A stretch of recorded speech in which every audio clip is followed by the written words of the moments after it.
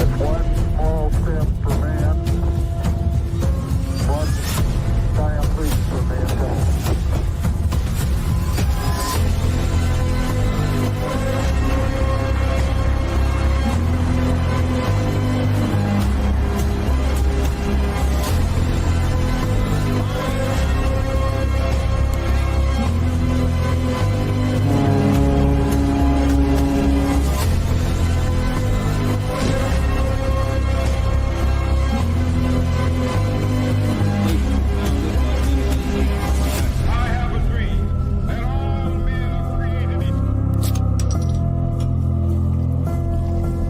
Ignition sequence start. 6, 5, 4, 3, 2, 1. We have a liftoff. Two Doomed Men podcast, the greatest, ready? The greatest podcast in the history of the country, perhaps even the world by far. I don't think anyone comes close. What's up, Doom Nation, and welcome back to a slightly less doomed nation. What's up, everybody? As always, it's Scagz and yours truly, the Captain, and you're listening to the Two Doom Men podcast, and we got another great episode for you guys this week. And I know it's a little bit later. Somebody actually texted me earlier this week asking if we ended the podcast because Trump won, which sent me and Scagz reeling with laughter. But no. We are here. You are not going to get rid of us that easily. It is, now the work begins. It's a new season of Two Doomed Men. Yeah. New haircut, new me, new year, new me as well. No, we're not going anywhere, folks. There's plenty of shit to complain about. Yeah. Trust me. You know, maybe at some point in time we might be able to flip the American flag and our logo right side up. I don't know about that. It's a lot of work to say the way it is at this point. But we're back. After our 7-hour marathon on election night, we were also exhausted. Busy time of the year, but we're back. We'll be covering Trump and all the other news as it comes. And as we get into the new year, perhaps we'll be doing a little bit more fun stuff as well, and shifting away from so much politics every single day here as the election is now over. But I thought we could get right into tonight. Trump making his picks for his administration. Captain, I know over the past couple of years, me and you and many other people said, the biggest tell of Trump, if Trump becomes president again, of like if he's going to do much better this time around, is who he picks. Yes. Right? That's what everyone said. Everyone was focused on who he picks. Right? And to his credit, he has made multiple picks within a week. Well, you know him. He wants to hit the ground. Yeah. So he ain't going to waste no time. Yeah. So no time has been wasted. And I thought tonight we'll do the same thing. We'll just get right into it. And it has been an emotional roller coaster for me. Tumultuous week, Tumultuous week for me, at least. So I thought we would kind of just go straight through the past week after Election Day, which I thought was so interesting that Joe Rogan decided on the next day after Election Day who is going to be his guest on the podcast. Well, he chose Dave Smith, of all people, right? And I thought, obviously, that was really cool, as Dave Smith is a libertarian and he's really well-spoken and all that stuff. Good stuff, as we've always spoken about on this show.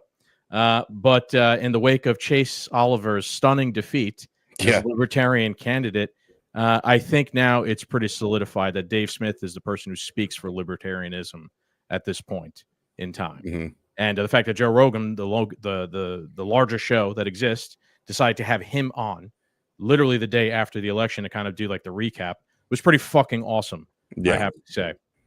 Dave gets to kind of set the tone on the largest show in the world at the moment. And Dave picked up right where Dave always does, which is by spitting really good facts. Hold on, boys. We're having a little issue here. Sorry. Give Scagz some time to find this stuff. He has about 1 million windows. Oh, yeah. I have literally 1 million tabs. But a little glitchy here as well after our last episode of 7 hours. But so Dave started off talking about neocons, Mike Pompeo, Nikki Haley, obviously two people who me and you can't stand, and we did not want to see in Trump's regime. So let's see what Dave had to say and see how this all played out. Listen, I was rooting for him as hard as anyone except Tony Hinchcliffe last night. But I will say now, I think now till January 20th, the pressure should be on Trump to do better on the appointments than he did last time. He's got a lot of better people around him than he ever had in 2016 or 2020, but he was floating out Mike Pompeo as the Secretary of Defense, and he did have Mike Pompeo speak at his final campaign event. And to be clear, Mike Pompeo is Liz Cheney's pick for defense secretary. It's Hillary Clinton's pick for defense secretary. And so much of this will be lost if he puts that guy in there. He needs to keep all of the Lindsey Grahams and the Mike Pompeos and all of these guys away from his administration. Bring in the non-interventionists, man. No one wants to fight these stupid wars anymore. And that's what you ran on and won on. So Dave Smith goes on the largest show in the world. And he says, no Mike Pompeo, obviously no Nikki Haley as well. And the next day, Donald Trump announces Nikki Haley and Mike Pompeo will not be part of my administration. So I'm like, wow, that is interesting. This is something, by the way, I don't know if you saw before. We're not streaming on Kick. Yeah, it's okay. So yeah, wrong with it. Yep. Sorry, anybody who catches us on there. Anyway, back to where we were. I'm really liking this. I know it's the early stages here, but I really like the idea of we the people still having a voice. Elon has talked a lot. Excuse me. Elon's talked a lot about how he wants transparency on X, and we're going to get into what Elon was appointed to in the show. But he wants to do this where, you know, people have a say and we could let them know what we think and how we feel. And I think this is, you know, a legitimate new beginning of like an era of politics. Possibly. I could be wrong. We could be steamrolled in a week for all we know. But I do like that people got out there and said, no, we don't like Mike Pompeo. No, we don't like what's her other name? Nikki Haley. There we go. No, we don't like these people. They're war hawks, and we don't want any war hawks. And Trump heard the people. You know what I mean? Like, he definitely took this into account. He had them on his campaign trail. It sucks for Mike Pompeo to be at the last rally having a speech, and then a week later realizing he's got no job. Not getting a job, yeah. You know? So I am excited to see how this continues and how it flows moving forward, that we the people might actually have a voice involved in this administration. Yeah, it's definitely, I'd say, a vibe shift compared to what we're used to, which is them putting, you know, their boot the worst idea forward, or just censoring everyone trying to say anything. It definitely is a vibe shift in that regard. So let's continue. So none of my buttons are working here tonight, folks. So bear with me as I have to now do everything manually, of course. But we partied too hard back to back, Halloween and the election night. But again, then after Trump says no Mike Pompeo, Dave Smith says stop Pompeo movement's great, but it's not enough. Right now we need maximum pressure to keep all the neocons and warhawks out of the Trump administration. They've had their time at the table and brought nothing but disaster to the world and this country, which Donald Trump Jr. retweets and says, agreed, 100%, I'm on it. So I am over the moon at this point. I'm like, wow, Trump's son is going to advise the president-elect based off of things that Dave Smith is saying. This is fucking awesome. You know, I have a little prediction, you know, because I'm still waiting for Trump to add the libertarian members to his cabinet, like he told us that he would. And I'm not the libertarian here. You are, but I understand the party. I like the idea of the party. I wish the party could get its shit together. But Joe Rogan said something that he would like to get like Trump and Dave in the same room. Yeah. And I think, you know, Dave's not going to pull any punches. I think Trump will be pretty prepared for that. I think it'll be a good, intelligent conversation. And I have a sneaking suspicion that if it's done on Joe Rogan's show with like 10 million people watching, and Dave is genuinely an intelligent human being, Trump offers him a job right then and there. Yeah, I doubt that. That's not how it works, buddy. Not as I'm about to cover in detail. As I am about to cover in detail, because we're about to go on our first roller coaster ride of the evening here. But I mean, that's great. I'm with you, Cap. I wish I was as hopeful as you in that regard, and I was after the first couple days and seeing all that stuff. That wow, look at this. Dave Smith's going to be advising from a distance the Trump campaign, but unfortunately, that's not exactly how it began to shake out the next couple days. I mean, you've been ranting about this all week, and I've been sitting back thinking about it. You know, the problem we could potentially run into is there's just genuinely like not enough good people that he could pick from. So yes, that's such a black pill take. There's plenty of good people. So at the moment, we're going to just go over a couple of the key picks at least. And there are still picks being announced literally right this second. And we're going to go through them. Obviously, Marco Rubio is god awful. He's been chosen as the Secretary of State. I don't know how much we have to go into Marco Rubio. He's been a never Trumper. He is a neocon war hawk. Everything that Dave Smith was warning against ends up being the top diplomat in Trump's administration. So that's awful. Secretary of Defense is Pete Hegseth. I think he's the most interesting character so far. We'll get into him a little bit later. The best pick so far, probably in my opinion, is Matt Gaetz, who's been picked as Attorney General. Recently, right before the podcast started, RFK Jr. got chosen as the Health and Human Services chair, which actually we saw a cap I sent to you guys, has the largest budget of any agency in the government. So RFK Jr. will be in charge of the largest budget of any of the budget. And I love how just like Moderna and all those companies' stocks just started to plummet. Yes, yeah, that's interesting.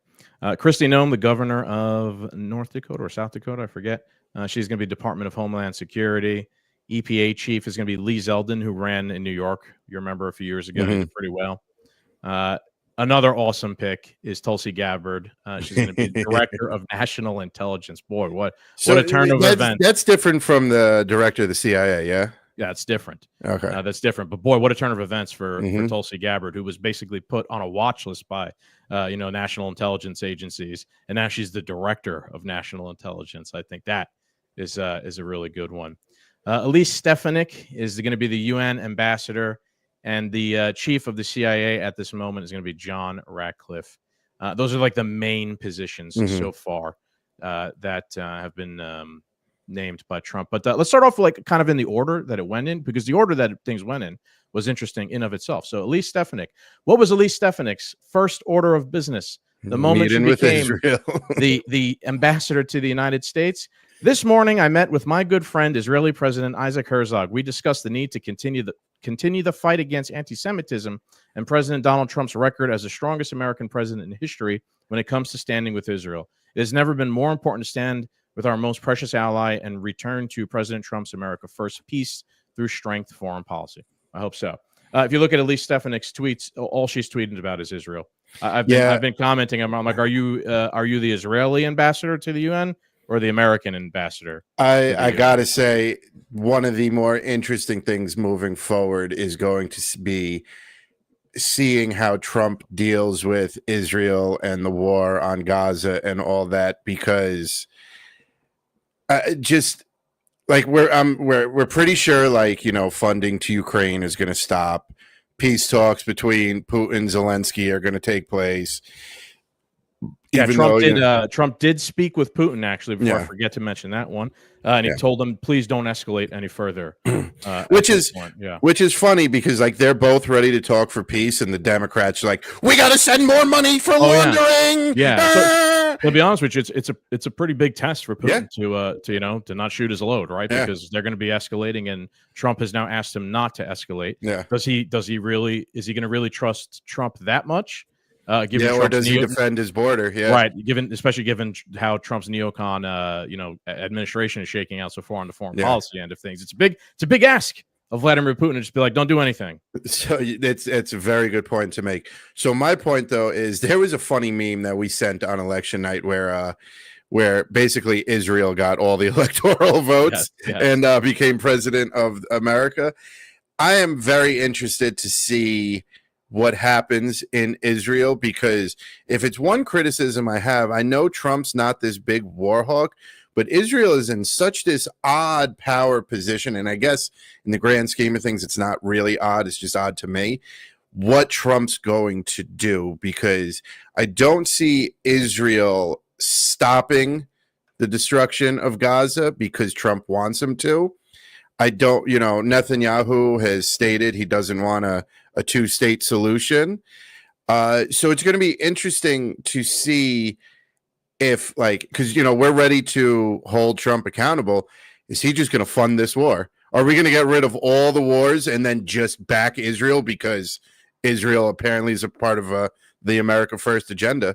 Right. And don't forget, one of the things Trump won with the popular vote. There is a mandate to be had, right? The mandate is fix the economy, fix the border, end the wars, and end inflation, right? So you're right. It's a great question. Israel does seem war hungry at the moment and is lashing out at its neighbors, at Iran, at Hezbollah. Obviously, Gaza's been completely destroyed. I'll get into a little bit later. I think another region is going to be in the target here soon. But Trump has run on being anti-war. So is that actually how is that? How do you? Right, he's pro-Israel. Right, but how do you square that circle? Right, Yeah. the war-hungry country, but then Trump has the thing. Is he going to just give them the blank check, which is exactly what's been done so far throughout the Biden administration, or is he going to try something different? I don't know. It's not looking good. It's not looking good so far. No, it's not. And time's the only thing that's going to tell what's going to take place here. So let's move on to one of the next. Hold on. Liberty Guy Lance had a great question if you want to pop that one up. Sure. Why isn't AOC getting a cabinet spot? I can't imagine why. AOC removed, I think she might have put him back now, but she's temporarily removed the pronouns. Yeah, her pronouns. Social media bio. So maybe she did that trying to get a spot in the administration. And then once Trump said no, she put the pronouns back up there. She's also probably pregnant. So that's probably why she's not getting a cabinet She spot. Didn't get an abortion? I don't know, man. How dare she? You never know. How dare she? Okay, so again, let's move on to one of our very next appointments, which happens to be the ambassador to Israel, right?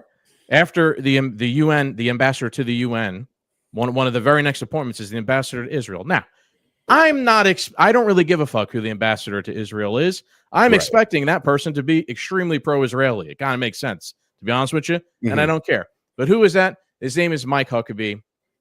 Judge Andrew Napolitano shared this video about what Mike Huckabee had to say about the Palestinians. So you'll kind of get the gist of where Mike Huckabee is coming from in his relationship with Israel. Basically, there really is no such thing as, I have to be careful in saying this because people will really get upset. There's really no such thing as a Palestinian. There's not. Arab and Persians, and there's such complexity within that. There's really no such thing. That's been a political tool to try to force land away from Israel. The two-state solution, if we mean two governments holding the same piece of real estate, is irrational and unworkable. If there is a two-state solution, the Palestinian state needs to be outside the boundaries of the nation of Israel. There's plenty of land in the world that we could find. The fuck does that even mean? Right? We'll give you North Dakota. Jesus Christ. That basically answered my question. Let's create a Palestinian state. There are certain words I refuse to use. There is no such thing as a West Bank. It's Judea and Samaria. There's no such thing as a settlement. They're communities, they're neighborhoods, they're cities. There's no such thing as an occupation. All right, if you don't give a shit about Israel and Palestine, there's a reason why I'm sharing all these things. So just bear with us here tonight, folks, because I'm painting a picture for you all. But that's what the UN ambassador to Israel's point of view is on the Palestinians, at least, which obviously is a powder keg waiting to happen there. So he's not very friendly towards the Palestinians, right? No, they don't exist. Yeah. So, just wipe them off the earth. All right. Now let's give Trump some credit, unless you have any other comments on that, Cap. And one of his best picks so far. Is this our boy? This is the one that you love the most. And I have a hard time saying, what's his name? Hone? Right? I don't know. Tom Homan. Yeah. Right? Has been tapped as the Tom border. the homie. Yeah. Tom Homan has been tapped as the border czar. And folks, if you wanted a strong border, this guy seems like your pick. Yeah. This is the definition of zero fucks. As a guy who spent 34 years deporting illegal aliens, I got a message to the millions of illegal aliens that Joe Biden's released in our country in violation of federal law. You better start packing now.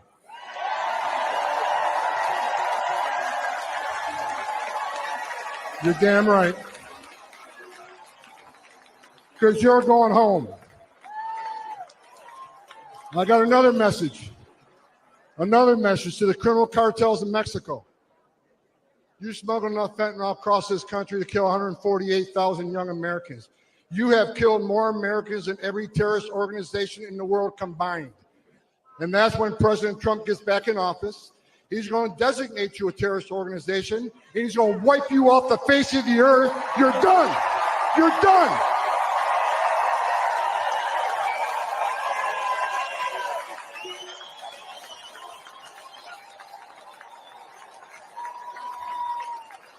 President Trump is going to end the Biden-Harris open border madness. We will stop the drugs and the crime from pouring into your neighborhoods. President Trump has proven to the American people. All right, this was actually his speech at the RNC. I got 2 other videos, Kaplan, unless you want to comment on. No, let's just roll through them because this guy is amazing. Oh, hang on 1 second. 1 second. Here we go. Okay. This was an interview. 60 Minutes, yeah. This is an interview he did on 60 Minutes, and this one was very interesting. We have seen one estimate that says it would cost $88 billion to deport 1 million people a year. I don't know if that's accurate or not. Is that what American taxpayers should expect? What price do you put on national security? Is that worth it? Is there a way to carry out mass deportation without separating families? Of course there is. Families can be deported together. I love how she tried to look all smart, and she's like, I'm going to give him a real zinger, and he just shit on her. And I know the people who are listening to this podcast agree with me, but the argument over how much it's going to cost, I don't want to hear about it. Make it $1 bazillion. I don't give a shit. Print the money out the same way you printed out all that money you sent to Ukraine.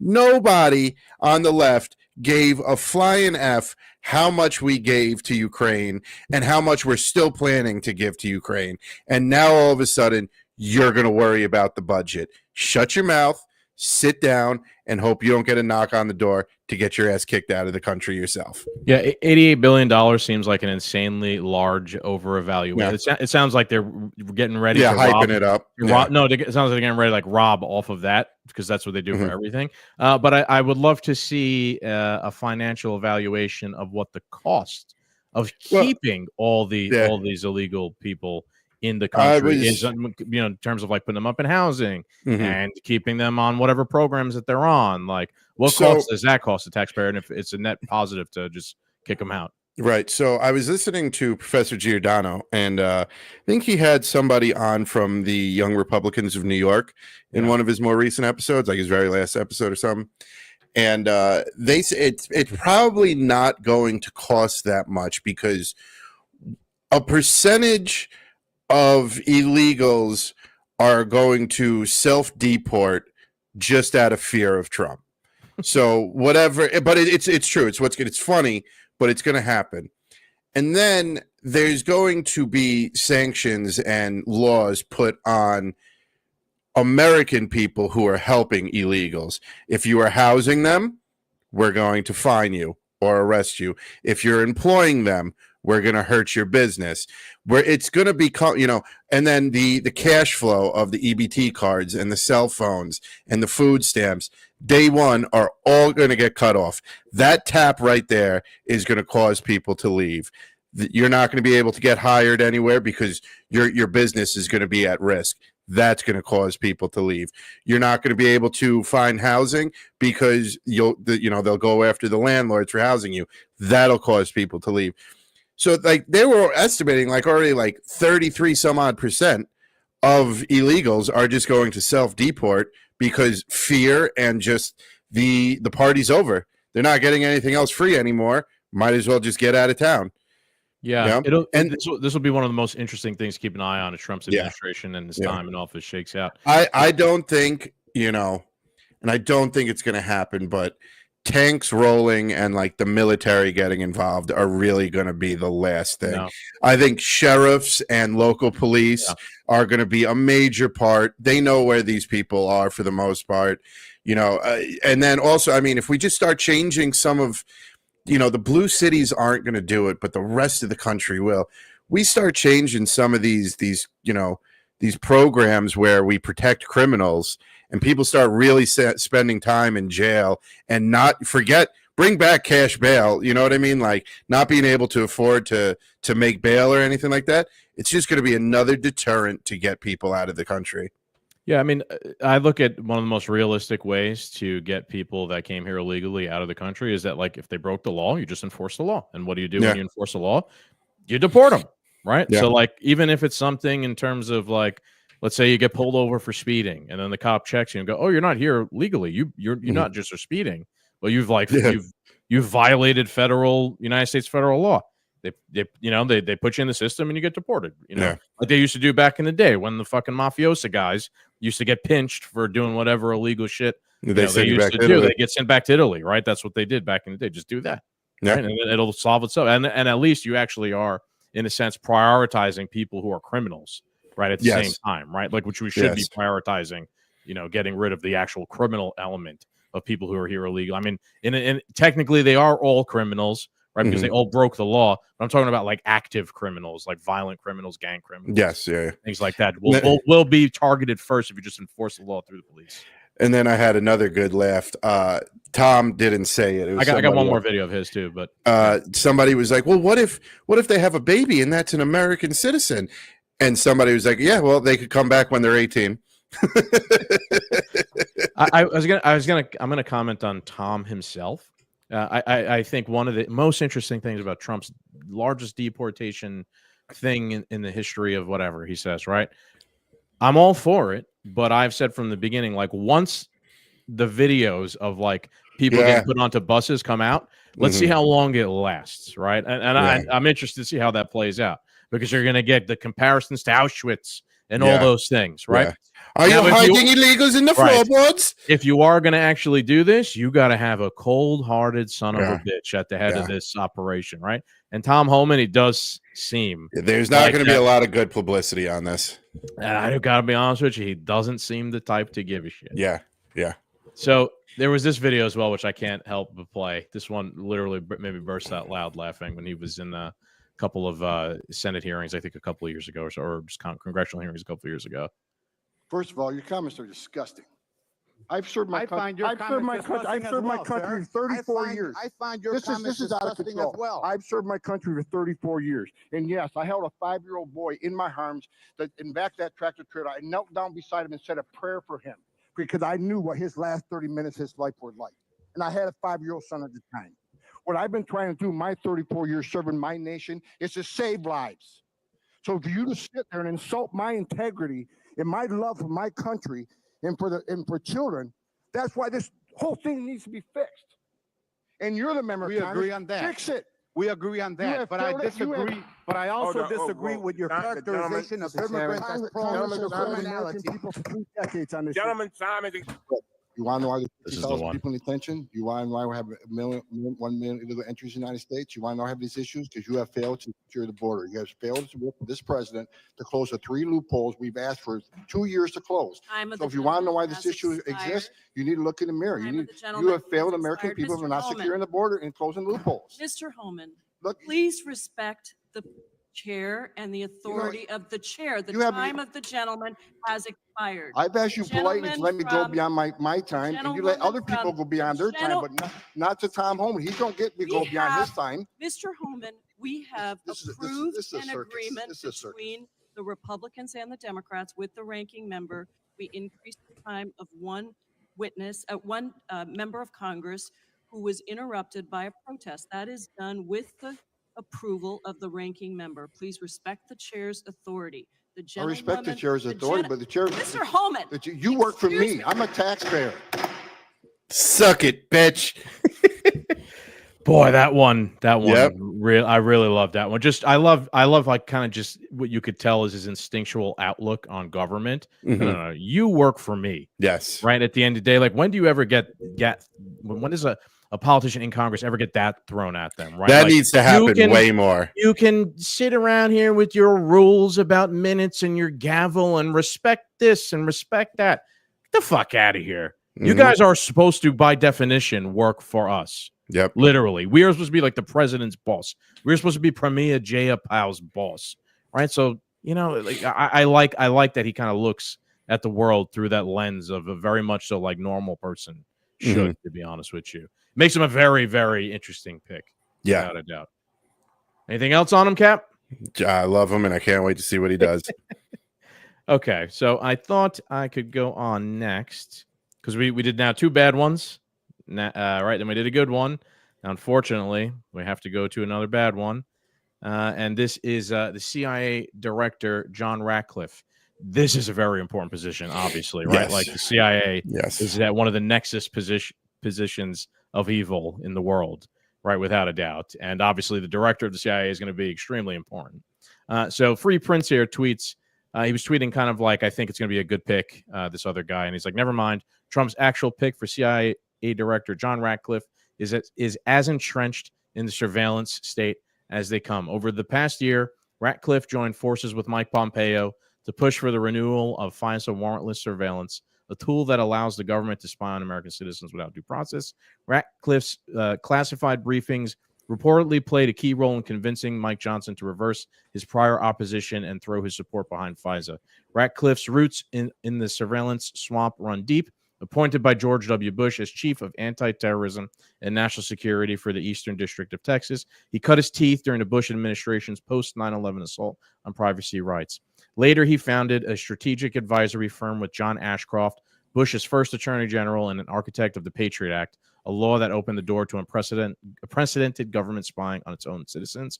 Ratcliffe's career seems to be defined by allegiance to the surveillance state, not resistance to it. This isn't an outsider or a reformer. This is someone deeply embedded in the national security apparatus who has consistently advocated for expanded government power at the expense of individual rights. With Ratcliffe at the helm, expect more of the same an unrestrained CIA, a continued erosion of privacy, and deepening of the surveillance state under the banner of national security.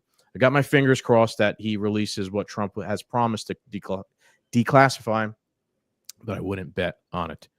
What do you think, Captain? Very important position. It is upsetting, but I am going to be, somebody who's never positive. I'm going to be positive here. One, Trump is not afraid to fire anyone. So if this guy gives us more of the same bullshit, I expect him to be fired. And 2, my hope, my dream, nothing definite, but my dream is that in the next 4 years, JFK's dream of shattering the CIA into 1,000 pieces and having it tossed into the wind actually takes place. Therefore, it does not fucking matter who is the director of the CIA, because it'll be no more. That's what I'm hoping for. Is that going to happen? Probably not. Can't imagine how it would. But I share that hope and dream, but I don't see it with this guy. No, this is going to be more of the same. Yeah, and ironic, we just said that at the exact same time. Yeah.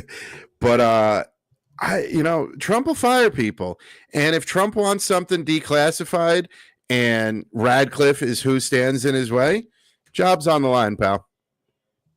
I don't know. I disagree. That's not what happened last time. He was convinced. That was not to last time. No. Oh yeah, I know. That was I know. Time, but that's the question here tonight. Yeah. What's different about things? So this time? there's been somebody that I've been a little arguing with on and off. Nothing crazy or whatever, but I was, they were talking about how Trump's tariffs plan is going to ruin the economy, and I was like, well, Joe Biden's plan has been ruining the economy. So I was like, let's try something new. And they just can't accept it because it's coming from Trump. And I was like, well, you know what? One thing that we're going to find out. And he's like, what? Whether it works or not. Time will tell on all of this. You know what I mean? Like, just to shut him up and not continue this nuanced argument anymore. We're going to find out. Your way didn't work. We might try a new way. And if it doesn't work, then guess what? We get to change it again. But if it does work, let's see how angry you are with all this more money in your paycheck. Yeah. I mean, I agree with that kind of concept in principle. We could apply that to the Libertarian Party, right? Who has kept doing the same thing over and over and over again, running Chase Oliver types, getting no percentage of the vote and accomplishing nothing. Yeah. Then Angela McArdle comes along and is like, let's try something different. They investigate her. Let's use leverage and try and work with whoever will come to us and get some wins if we can. Now, I think that's great.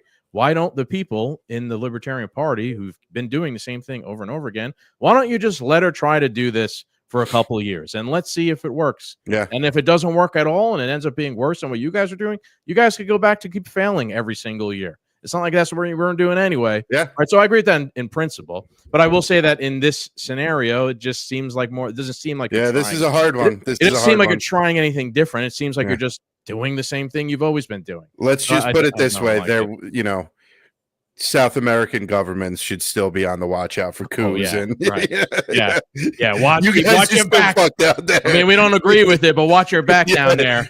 We're the ones giving you the heads up. Hey, you know what? You know what I just thought, man? We just played what's his name, Homans.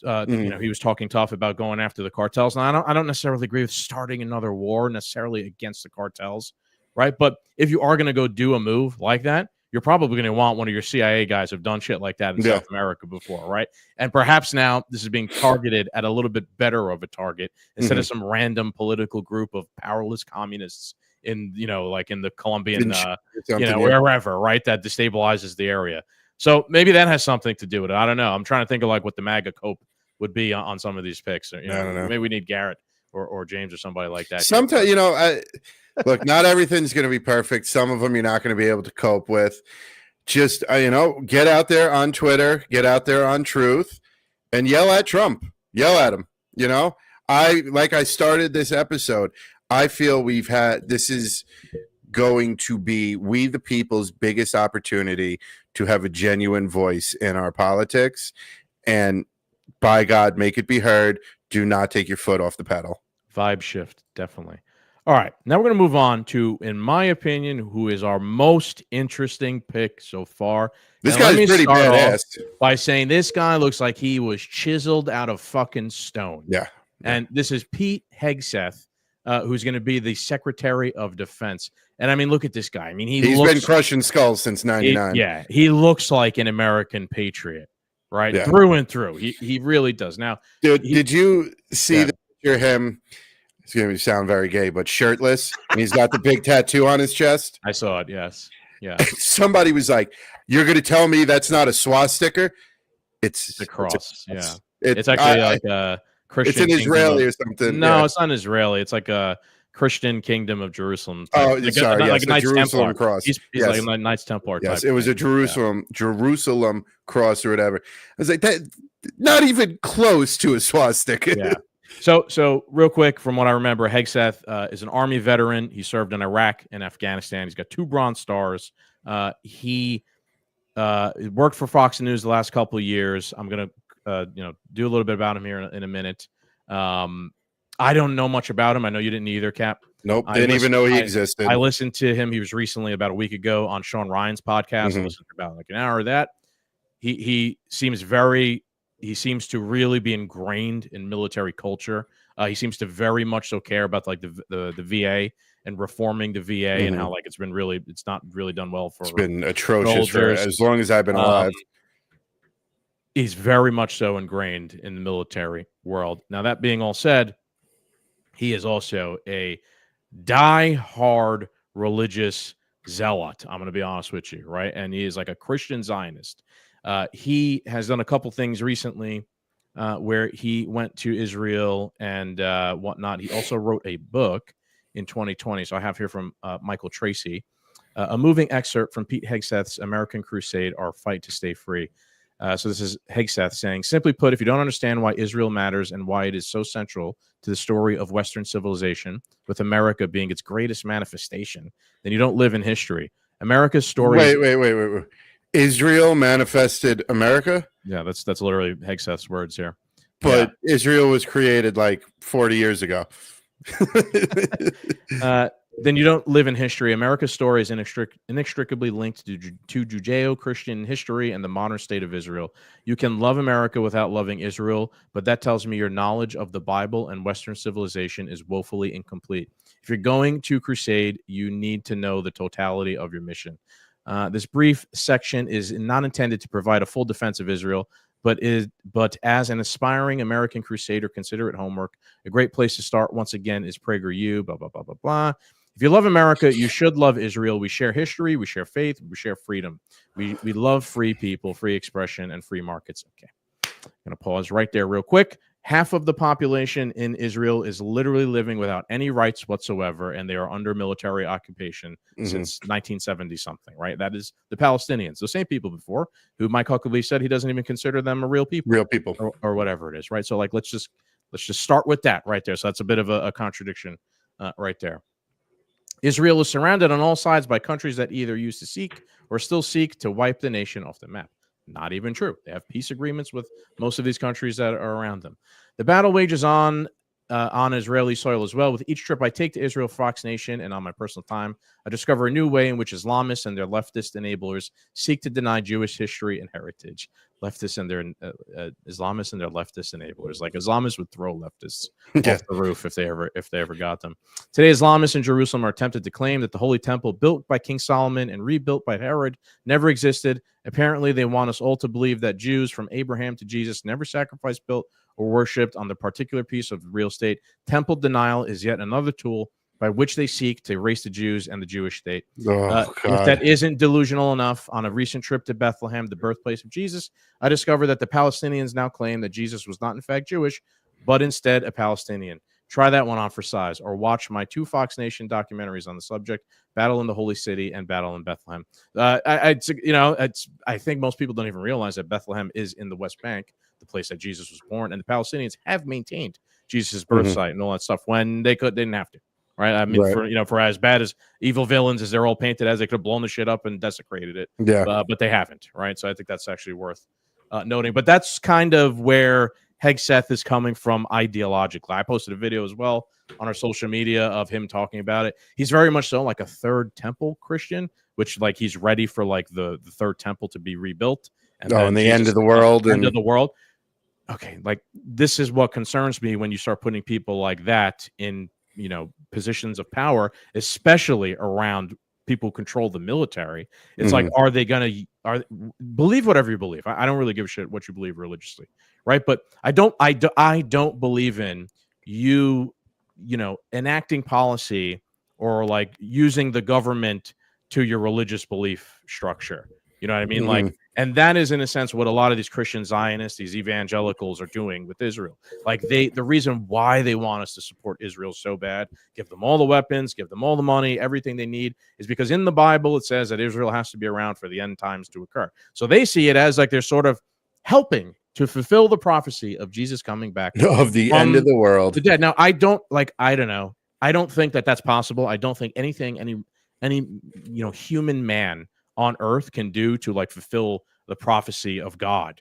Like that is what it is. There's nothing we could do to fulfill that prophecy. Right. All you're going to end up doing is getting innocent people killed and making life worse for everyone else. So I'm very and then just chalk up all that death to be like, oh, this is God's way. This is God's mission. And that's exactly what the Islamists do.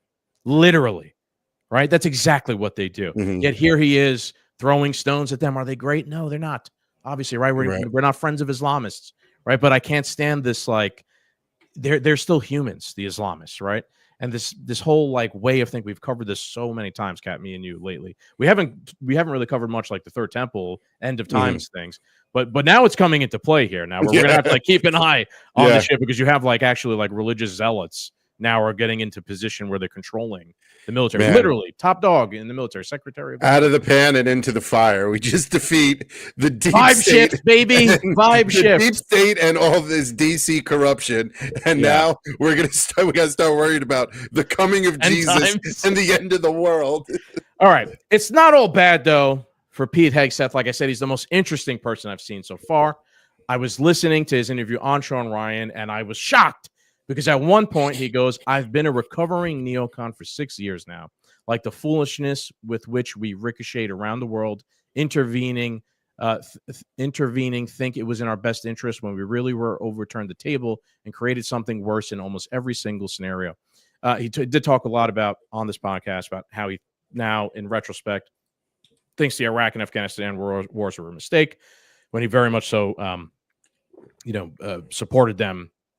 Earlier when he was younger, right? Another good thing in his docket, I saw him recently come out in favor of the Defend the Guard Act, Captain. We've spoken about this briefly. This is one of those things that the Free State Project in New Hampshire kind of spearheaded, and a couple guys, I think, out in Montana. Liam McCullen's really big on this, and this was Hegseth talking about that. The New Hampshire House, New Hampshire State House, has passed a bill that would require the United States Congress to declare war before deploying the New Hampshire National Guard. Quote from the bill real quick reads as follows. Article 1, Section 8 of the United States Constitution vests the Congress with the exclusive power to declare war, and by abdicating the war powers to the executive branch, the United States Congress has failed to follow the United States Constitution and the intent of the founders. Pete. This caught my eye. It's a really interesting development. Right now, this is New Hampshire only, and New Hampshire is simply pointing out that it's supposed to be Congress that declares war. It has become an executive branch function. And as a result, unless the Congress declares war, New Hampshire doesn't have to send troops for foreign wars. I'm down for that. Yeah, it makes a lot of sense. I spent most of my career as a National Guardsman, deployed multiple times with the National Guard to foreign wars. We got used to the idea that state National Guard are part of expeditionary forces, which is not traditionally the use of a National Guard. And so this is New Hampshire saying, we don't trust how the federal government's going to use our troops, so we're willing to commit them when the American people, through their elected branch in Congress, commits those troops to a foreign war. Then you can. I love this idea. I'm sure the National Guard Bureau is, oh no, okay.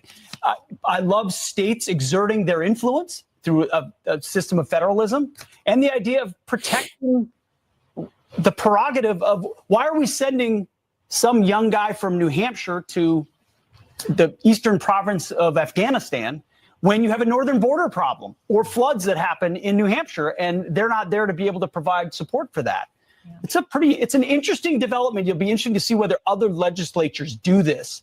It's pretty impressive, man. He not only comes out in favor of it, but he gives a great explanation of himself, and he seems to really understand it. That is like a libertarian creation right there. The National Guard should not be able to go overseas. Not only will you then kind of force Congress to have to declare war, and if they want to use the National Guard, but you are taking a kind of realistic step at hamstringing this war machine. Well, yes. if every state can pass this, they then lose like a certain amount of troops that they were counting. Just throw over there, right? Yeah. Like they were counting those troops as like filling shoes. I'm all in favor of states taking charge of themselves.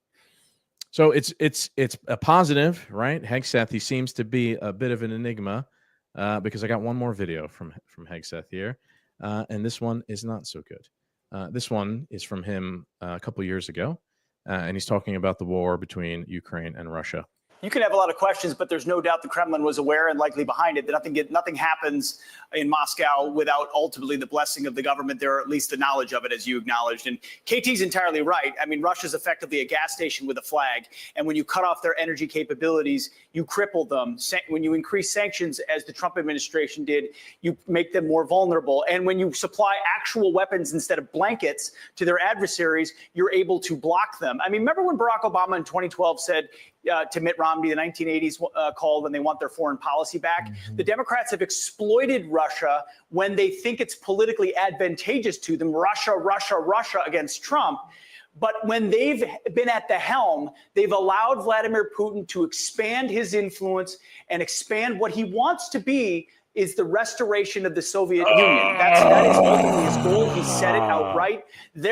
Democrats have no tools in the toolbox to actually fight back. Will we respond? Listen, inferior adversaries go to the tactics that can work for them based on their capabilities. Cyber is what Vladimir Putin thinks he can use because he doesn't believe the Biden administration will fight back. And thus far, he's been right.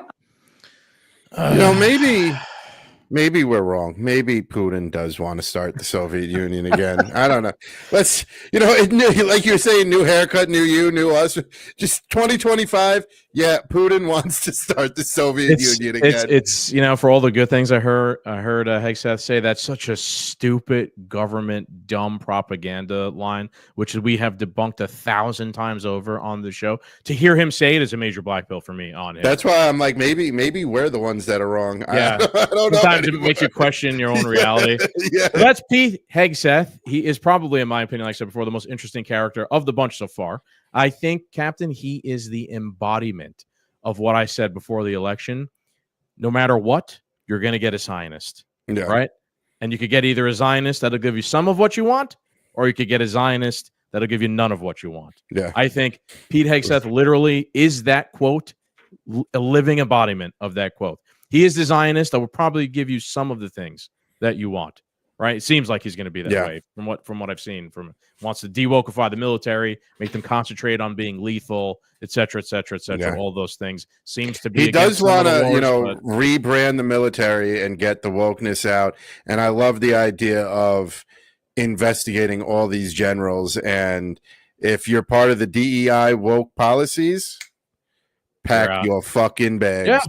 Yeah. One of the things I forgot to mention, I heard him talking about the vaccine mandates and how things like that were used to kind of like flush out people who are not loyal, in a sense, to the regime. Like he understands that concept, which we talked about a lot. Which I guess is important for people like us, I'm just saying, like, it's interesting that he understands those concepts and he's not some airhead bureaucrat. Now, he's interesting.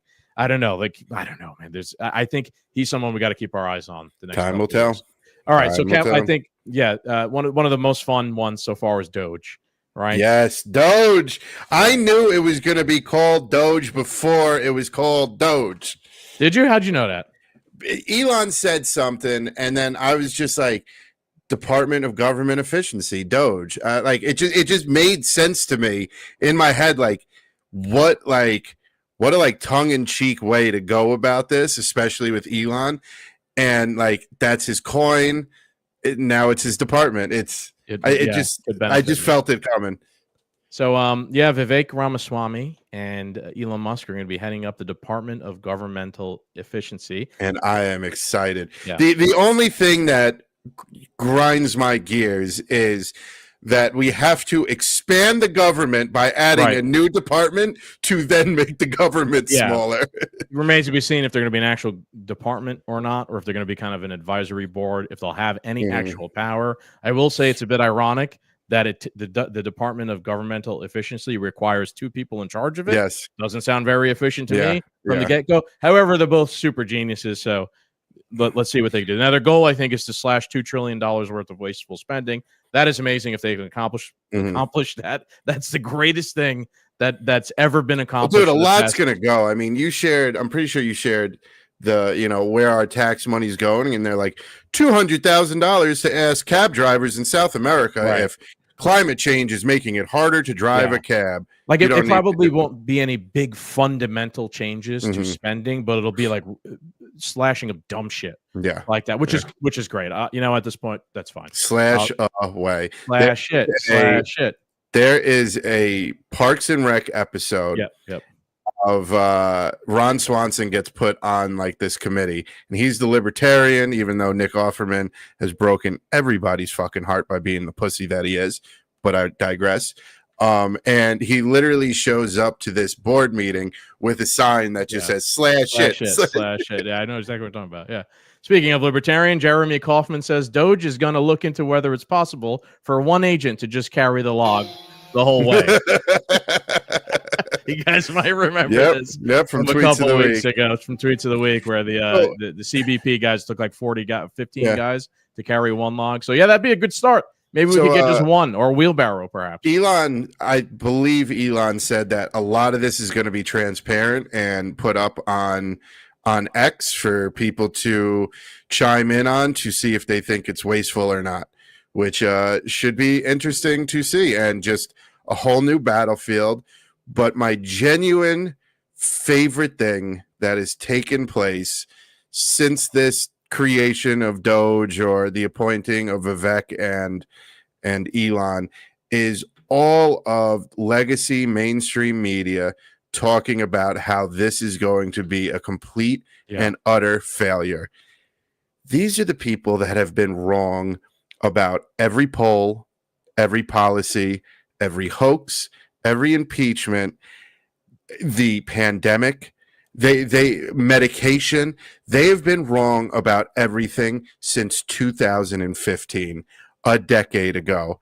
They haven't been right about anything for an entire decade, and now they got it for sure that this is going to be a complete disaster. It's also Can't ironic wait. because they're not like impressive or successful people either. Most of them are like Jory Reid, who basically only exist on corporate news because it's another branch of the government to manufacture outrage. Yeah, and when you say what you want about Elon and Vivek, like they've started gigantic businesses and they're very successful. So for you to just cast stones at them, like it's not going to be successful, I wouldn't probably want to bet against two of the most successful businessmen that have ever existed. Yeah. Another thing, man, it'll be interesting to see Vivek now, really with his hands in something, see how he does and how that plays for his political future. I heard Ohio wants him to run for governor or mayor or whatever. He withdrew from it. He wants to do this. He withdrew from contention for it. All right, we got a couple more things here, and then we're going to wrap up with tweets of the week. I wanted to shift back to Matt Gaetz real quick, who got an excellent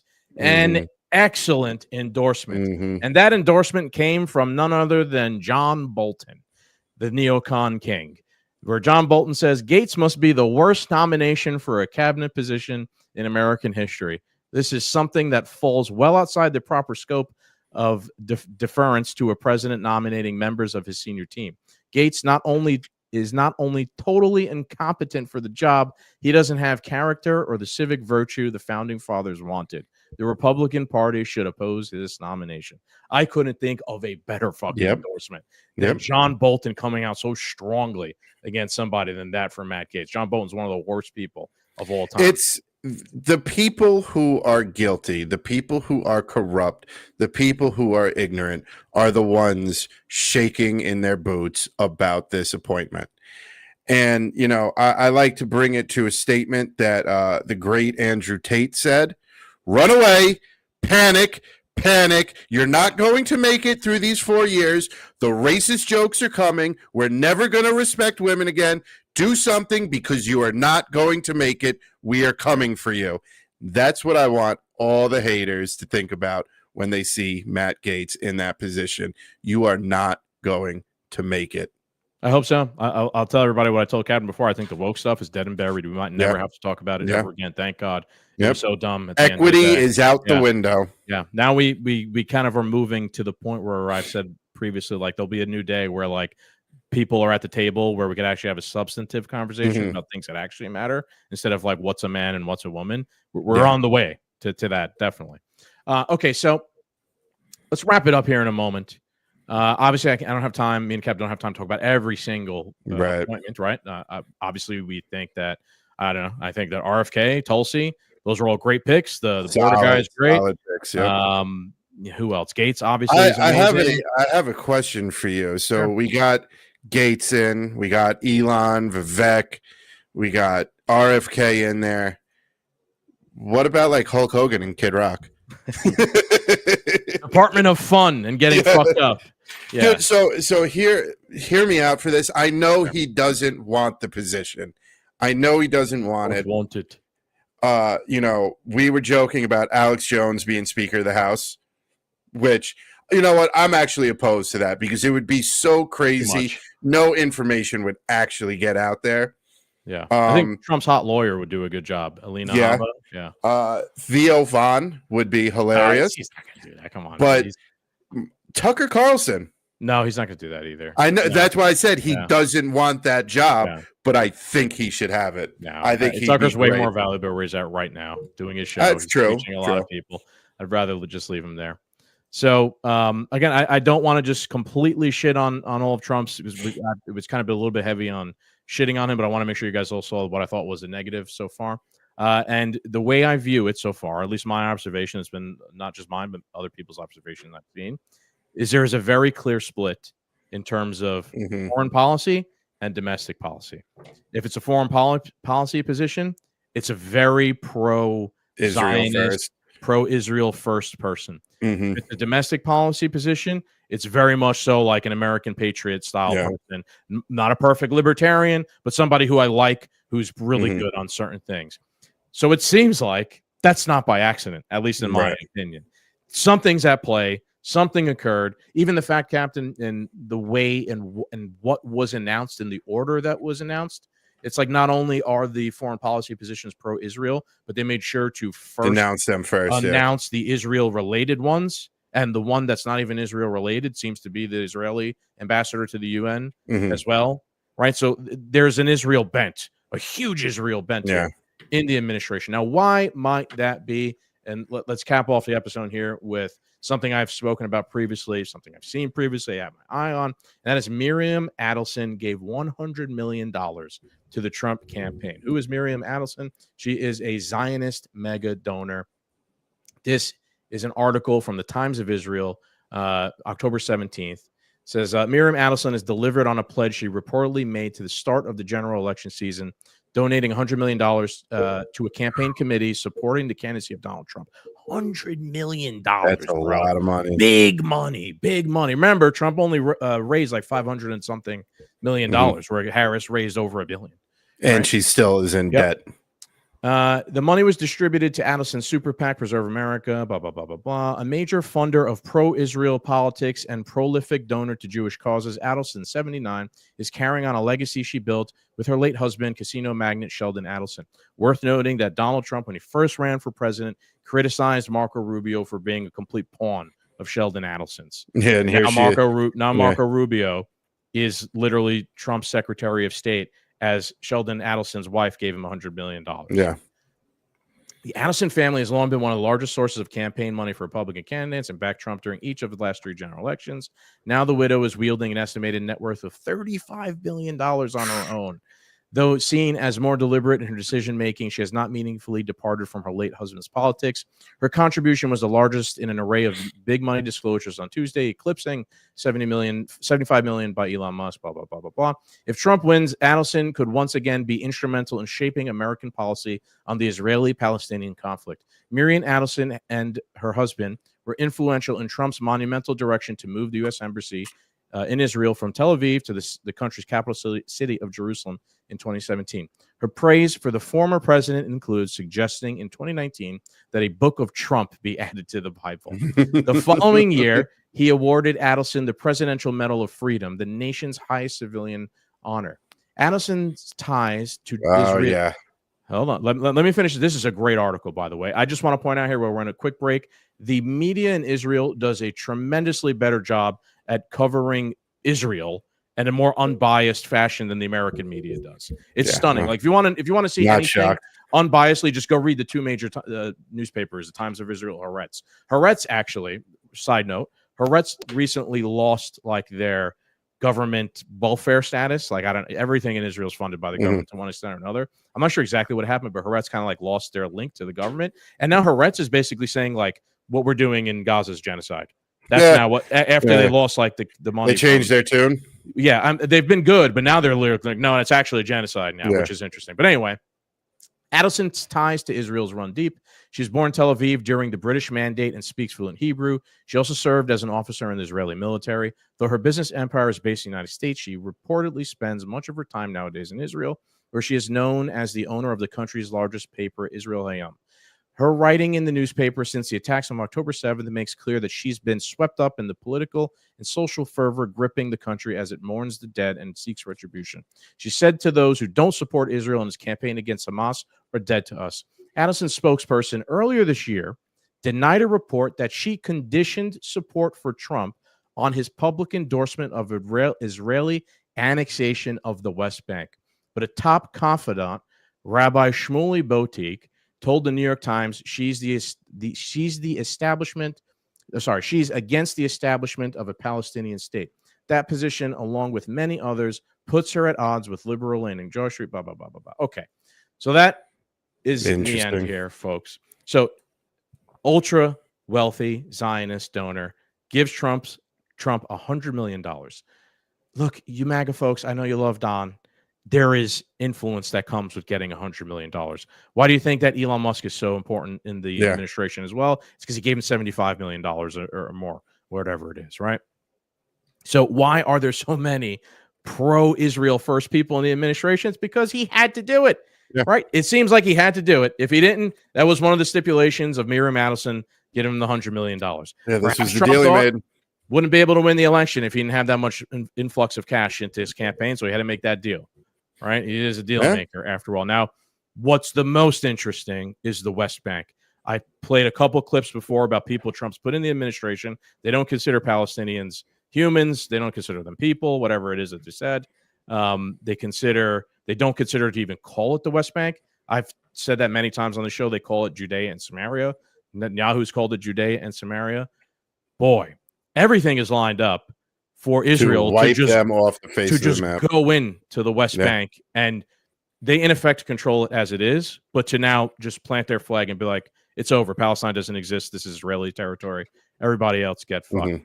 If that happens, I don't understand how that doesn't lead to a massive war in the region, right? Like you have to understand there's going to be a backlash amongst the Muslim population in the Middle East who like identify with the Palestinians in that area. If things get to that level, you're looking at a powder keg, dude. Yeah, you really are. Gaza is one thing. Gaza had Hamas and all those years of violent terrorism, etc. The West Bank does not have that, right? The West Bank has been suit and ties. I'm not saying they've been the most peaceful of all time, but they're not Hamas, right? So if Israel just steamrolls in there and takes over the place, you're looking at something that could be like a triggering event for war with the other, with either the region or some of the other countries. I don't know. Does that happen under Trump's watch? It could. It could. I mean, a war popping off on the other side of the world, I mean, they'll blame Trump. They're going to blame him for anything, but it's not out of the realm of possibilities. And like I said earlier, it's going to be the most interesting thing to watch Trump on because, we're going to be wrapped up in the America First agenda. Good things could come. We could be getting healthier. We could be getting more money in our paycheck. The economy could be turning around. DEI could be dying, and we could all be happy and distracted by that. But on the foreign front, right, I'm very interested to see how this plays out because I really like I said earlier, will Putin and Zelensky walk away and have peace once again? I really believe that. Is Netanyahu going to pack it up and call it a day? No. I don't see it. No. Again, if Israel marches into the West Bank, takes it, ignites a gigantic war, do we think that all the Zionists and Trump's foreign policy cabinet are going to advise him against? They're all going to be in favor. Are they going to advise him against us going in there and backing Israel like boots on the ground? Yeah. Of course they're going to. Right? They're going to want to launch nukes to win. Is that America First? Yeah. Is it Tony Hinchcliffe for ambassador to Puerto Rico? Boy, that'd be some poetic justice right there. All right, Charlie Lazari always chimes in. Shout out to Charlie. All right, tweets of the week. Tweeds. I think I only got 2, and one is a TikTok. I got a couple. Oh boy, we're having technical difficulties here, folks. Ever since Halloween, everything has just exploded in here, man. I don't know what it is. maybe while we were like passed out, it was the macho verse. Yeah, it must have been. Oh yeah, people must have just been like smushing potato chips into like the keyboard here. I really don't know. All right, so this is my first tweet of the week. It's by Caitlin Collins, and she says veteran Senator Tammy Duckworth on Pete Hegseth saying women shouldn't serve in combat. I would ask him, where do you think I lost my legs? In a bar fight? I'm pretty sure I was in combat when that happened. Listen, Tammy Duckworth, I don't know if it's necessarily the best endorsement of women in combat, you bragging about you losing your legs in combat. I think that's what he's kind of trying to prevent. Yes, exactly. Right. Yes, I agree. And that's one of the positions I agree with Hegseth on. I don't really think that women belong in combat. Not because I'm a bigot, right? But because I think that it makes things complicated. I think men should protect women, not the other way around, especially in war. I'm not saying they shouldn't be in the military, but I don't know if combat is the best position for them to be in. So I agree with him on that one. That could be a whole episode in of itself, though. So we're not going to get into that one right now. I'm pulling up your tweet. One moment here.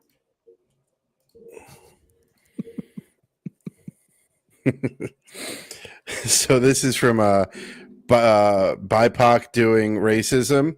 Oh no, they're self-deportating and practicing abstinence. And this is to, all the liberal women who are saying they're not going to have sex until 2028, and all the other people saying they're going to leave the country if Trump wins. Mission accomplished, boys. The uggos aren't going to have sex anymore, and we don't have to deport their uggo babies anymore. There was actually a TikTok. This is making fun of a literal one TikTok video of a black dude and a woman. I'm going to Hawaii. No, they were going to Canada. They were driving to Canada with their passports, and she had purple hair. So it's literally making fun of that one TikTok video. Yeah, I mean, that's free too. So, touche. Yeah. Now it won't cost $80 billion. $80 billion. People are just going to drive themselves the fuck out of here. That's good. All right. Let's. So my next one is a video as well. I promise you, folks, I will fix everything that's going on here in once I get a moment here. And then we'll have the Christmas party and we'll blow it all up again.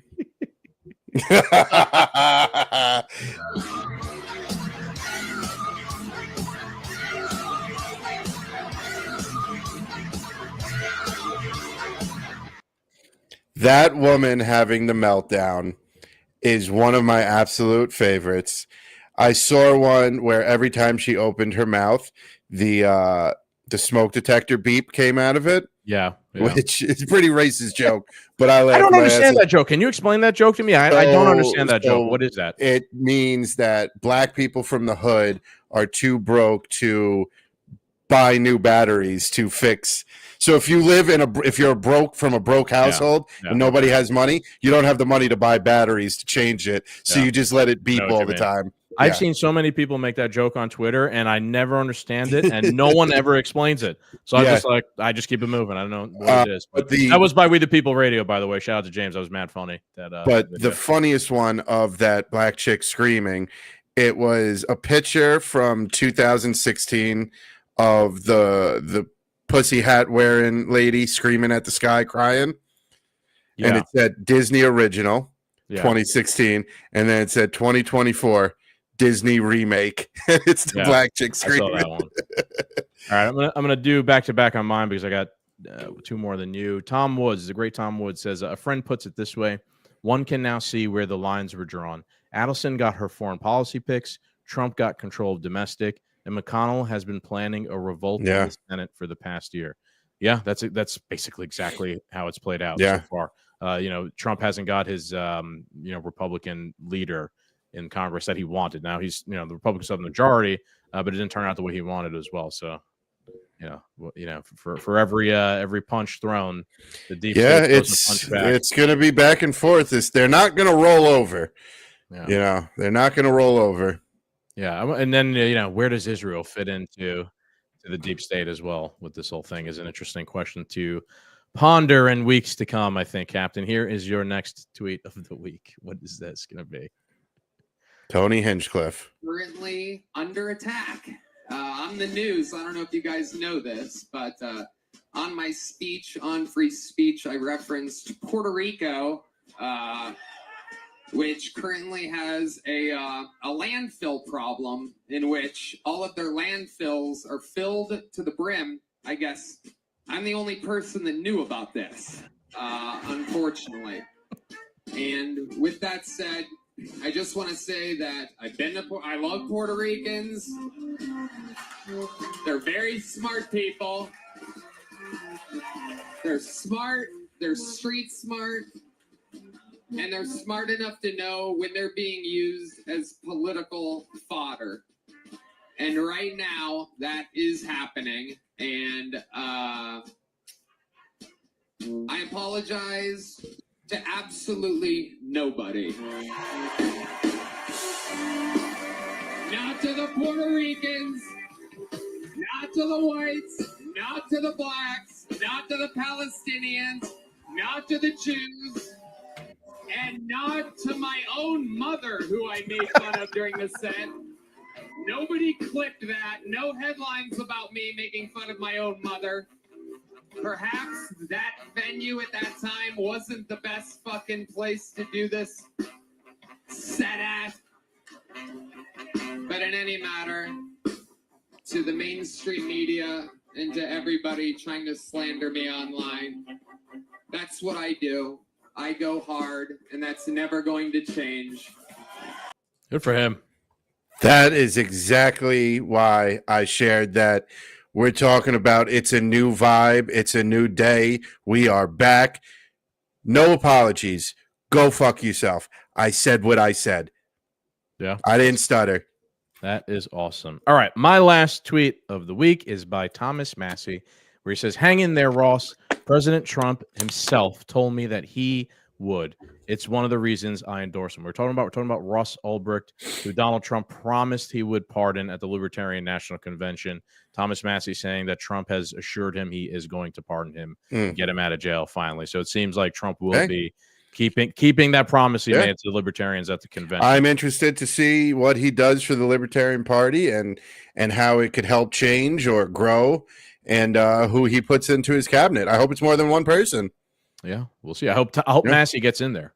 I really do. Massey is being floated out as agriculture secretary. Why not? They need it. Yeah, it's fine with me. That'd be interesting. Yeah. All right. Wrap it up, Cap.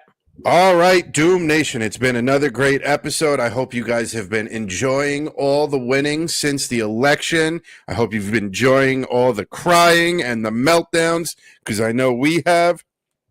We are going to continue to keep pressure on President-elect Donald Trump. We are going to keep updating you as things go on. So stay tuned. We will see you guys next week. As always, make sure you like, share, and subscribe. And adios.